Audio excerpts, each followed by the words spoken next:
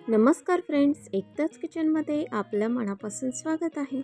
Friends, आज मी मटकीची उसळ करणार आहे. तर मुलांच्या टिफिनसाठी मी काल दुपारी मटकी भिजत घातली होती आणि रात्री झोपण्याआधी त्यातले पाणी सर्व काढून टाकलेले आहे आणि सकाळपर्यंत त्याला खूप छान आणि सुंदर अशा पद्धतीने मोडं आलेली आहे.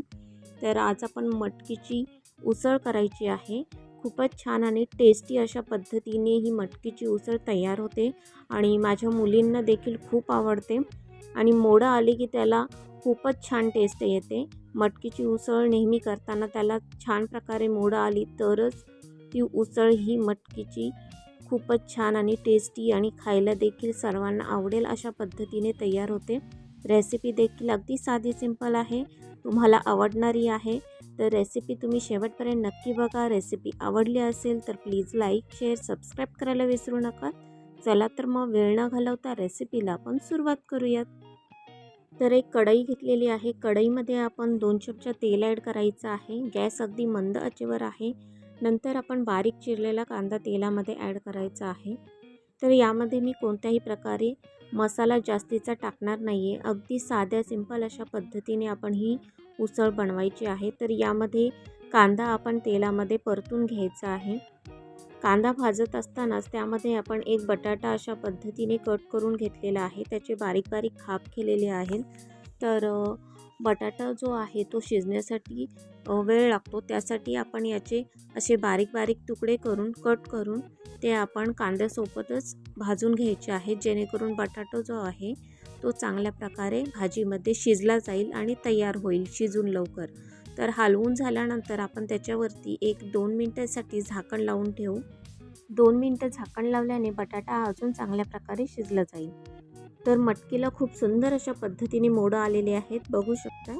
सुंदर अशी मोडं आल्यानंतरच आपली मटकीची उसळ जी आहे ती टेस्टी आणि सर्वात भारी अशी टेस्टी येणारी आपली उसळ बनेल.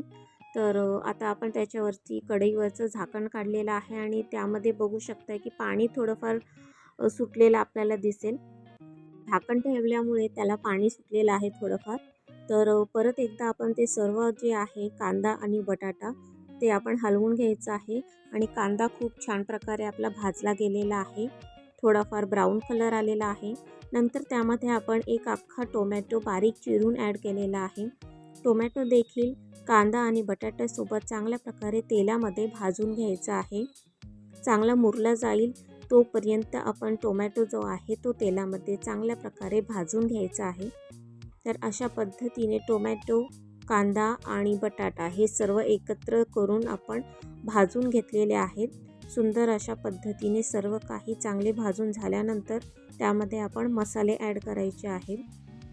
तर यामध्ये आता पहिल्यांदा आपण मटकी ॲड करायची आहे. मटकी देखील आपण कांदा, बटाटा आणि टोमॅटोसोबत तेलामध्ये भाजून घ्यायची आहे. उसळ करताना नेहमी आपण जी मटकी जी आहे ती तेलामध्ये थोडंफार भाजून घ्यायची आहे. मटकीची उसळ करताना तुम्हाला हवा असेल तर तुम्ही त्यामध्ये बटाटा ॲड करू शकता, पण माझ्या मुलींना बटाटा आवडतो म्हणून मी यामध्ये बटाटा ॲड केलेला आहे. तर ऑप्शनल आहे, बटाटा जर तुम्हाला नको असेल तर तुम्ही बटाटा नका टाकू, पण बटाटा टाकलात तरी मटकीची उसळ ही सुंदर अशा पद्धतीने तयार होते. तर बटाटा टाकण्याआधी तुम्ही बघितलंच आहात की कांद्यासोबत मी भाजून घेतलेला आहे, जेणेकरून बटाटा जो आहे तो चांगल्या प्रकारे शिजला जाईल त्यासाठी. आणि मटकी जी आहे ती लवकरात लवकर शिजली जाते, तयार होते मटकीची उसळ जी आहे. फक्त मटकीची उसळ करणार असाल तर यामध्ये आता आपण मसाला ॲड करू. हळद, मीठ आणि तिखट हे सर्व आपल्या घरामध्ये अवेलेबल असतं.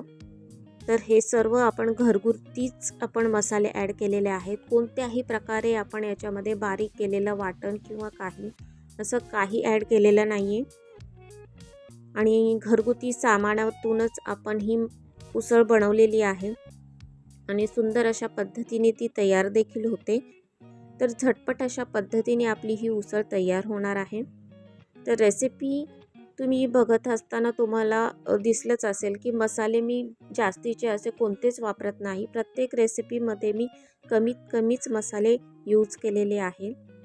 तर सर्व काही मसाले ॲड करून झाल्यानंतर आपण अशा पद्धतीने मटकी जी आहे ती हलवून घ्यायची आहे, जेणेकरून तिखट, मीठ आणि हळद जे आहे ते मटकीला आणि कांदा, टोमॅटो आणि बटाट्याला चांगल्या प्रकारे लागला जाईल.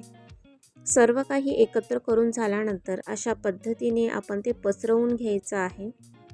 पसरवून घेऊन झाल्यानंतर सुंदर असा कलर आलेला आहे, त्याला बघू शकता. आणि आपण त्यामध्ये थोडंफार पाणी ॲड करायचं आहे.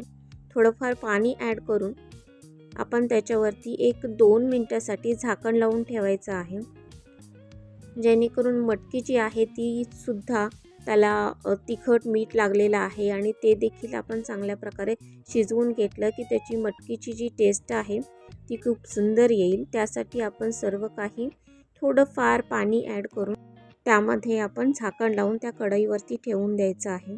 नंतर शेवटी आपण त्याच्यामध्ये बारीक चिरलेली कोथिंबीर ॲड करायची आहे. कोथिंबीर ॲड करून झाल्यानंतर आपली मटकीची उसळ जी आहे ते सुंदर अशा पद्धतीने खाण्यासाठी तयार झालेली आहे. तर ही उसळ जी आहे ती मुलांना मी टिफिनसाठी बनवलेली आहे. सकाळी सकाळी मी हा व्हिडिओ जो आहे तो शूट केलेला आहे प्रॉपर 6 वाजता. तर सुंदर अशा पद्धतीने मटकीची उसळ मी तुमच्यासोबत बनवून सिंपल अशा पद्धतीने बनवून शेअर केलेली आहे. रेसिपी जर तुम्ही शेवटपर्यंत बघितली असेल आणि माझी ही सुंदर अशी रेसिपी तुम्हाला आवडली असेल, सिंपल अशी रेसिपी, तर प्लीज लाईक, शेअर, सबस्क्राईब करायला विसरू नका. चला तर मग पुन्हा भेटूत फ्रेंड्स नेक्स्ट व्हिडिओमध्ये नेक्स्ट रेसिपीसोबत. बाय.